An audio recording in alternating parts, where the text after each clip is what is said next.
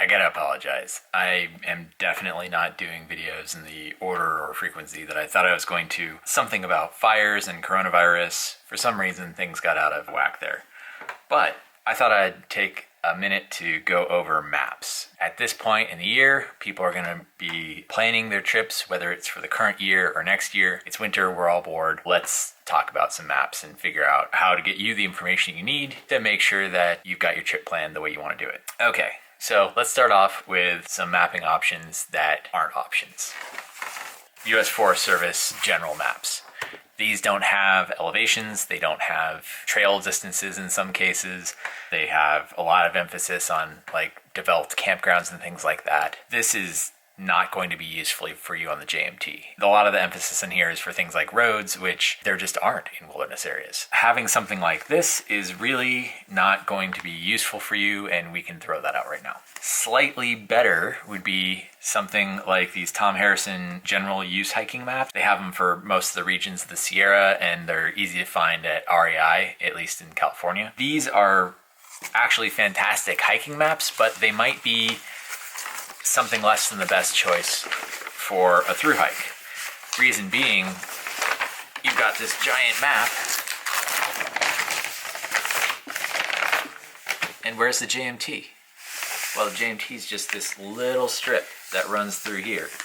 And basically everything else on this page, which takes up about 4 times what you can see on the camera, is all wasted weight. It's all a bunch of map that you're never going to use and you don't need. The only possible exception would be some of the side routes that would give you an exit. And if you really wanted to, you could buy these maps and then cut out the section that you're going to use. But that's probably buying a lot more map than you need, especially since Tom Harrison's already essentially done that for you with the map set that I'll show you in a minute. Let's get this out of the way.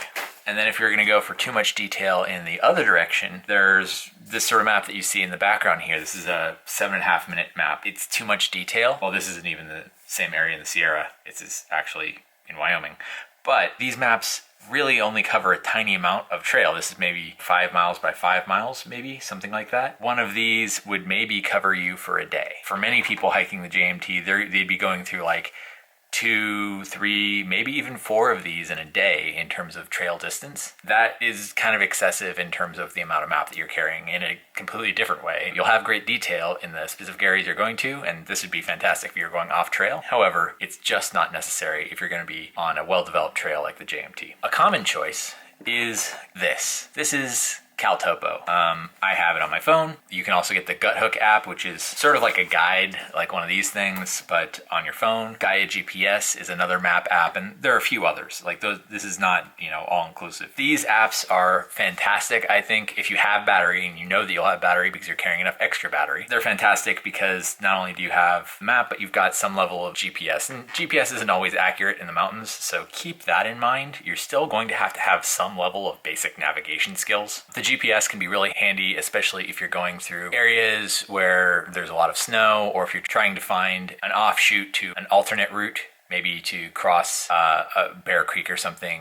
The first time I went through, you had to cross on a log that was going over the river because the water was too high, and that log had fallen like a few days beforehand. And in something like Guthook, people would update the messages about that area, and so you'd be able to see how you're going to get through there. That can be really helpful. You're not always going to have service. In fact, you'll very rarely have service. You'll usually have GPS though. That way, if you download the maps onto your phone ahead of time, then you'll be able to see where you are using those. So, and actually that's a good note.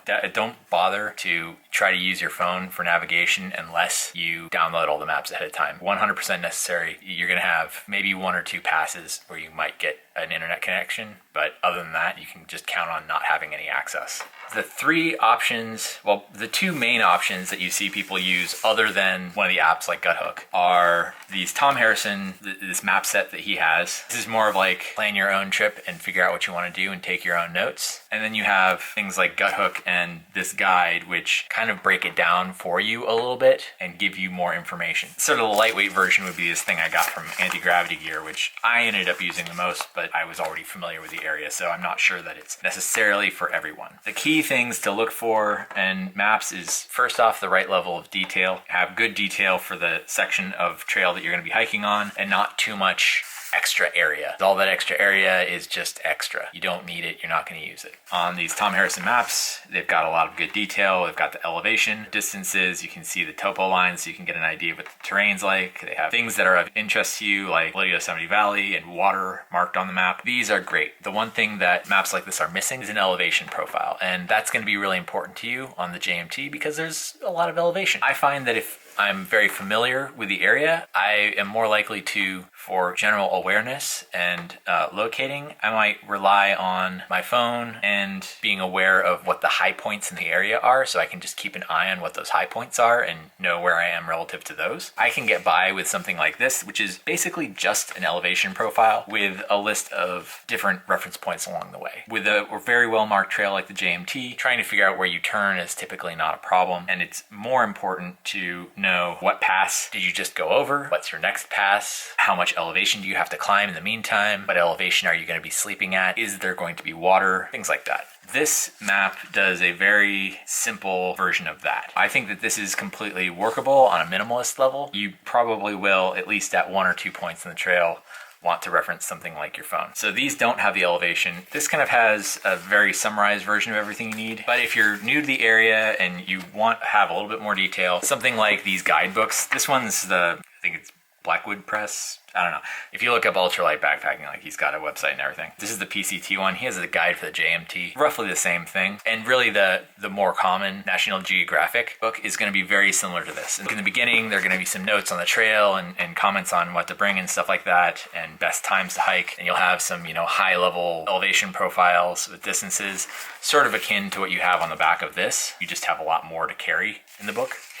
They'll usually have pages where, you'll have a section of the trail and then an elevation profile for that section and, some reference points. I think for many people, a book like this ends up being the best solution as far as a paper copy. The digital things are great. The problem is that they're not really reliable, especially because batteries don't always work at cold temperatures. And if you don't have enough battery, you're going to want to save that for pictures because it's going to be gorgeous. So I would suggest you bring something like this or these Tom Harrison maps just to have the flexibility to save battery if you're not 100% sure that you're going to be able to manage that. Anyway, this kind of has it all. It's like a one-stop shop in terms of planning these sorts of books. I mean, they often pick the map sizes based on people doing like a 10-ish mile day. If you're doing a lot more miles than that, it can be a little bit excessive. I found that to be the case with these maps as well, because I was doing 20 to 25 mile days, which is excessive. Get that out of the way. You're probably not going to want to do that. The more I've done the JMT, the more I felt like going slower is better because it's beautiful and you want to soak it up, especially if you're not going to have the chance to go back again.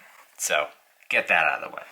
These sorts of things are great because you've got the elevation profile, you've got the detail, you kind of have everything you need. It's a one-stop shop. Really, this is the sort of stuff that you want if you're going to do the JMT. Again, the only time where something like this is essential is if you're going through an area with a lot of snow. You'll know ahead of time if you're getting to that area so you can save some battery, and you'll want to make sure that you download apps for at least Muir Pass, like 2 to 3 miles on either side, because that's usually the area that has the worst snow. And the reason why I think that that's important is because A, Muir Pass often has a lot of snow there, and B, going through there, I've always thought was like the sketchiest spot in terms of crossing water in areas that I didn't think were a great idea based on where I was in the melt. I have a great picture somewhere, maybe I'll find it, maybe I won't, of the boot pack actually going across a snow bridge that was over a waterfall. It had just melted enough that you could see it from where I was, but from the other side, you wouldn't be able to see it. That kind of summarizes exactly why some sort of a GPS in those situations can be very helpful, and knowing not to trust the boot pack in sketchy conditions.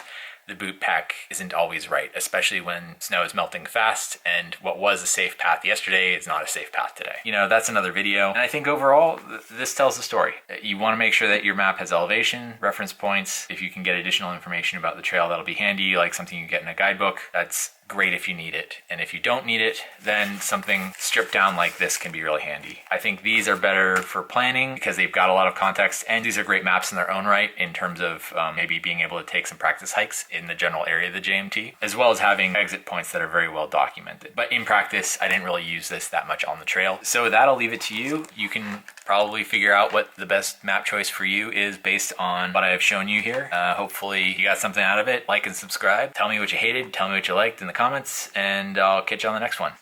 Later.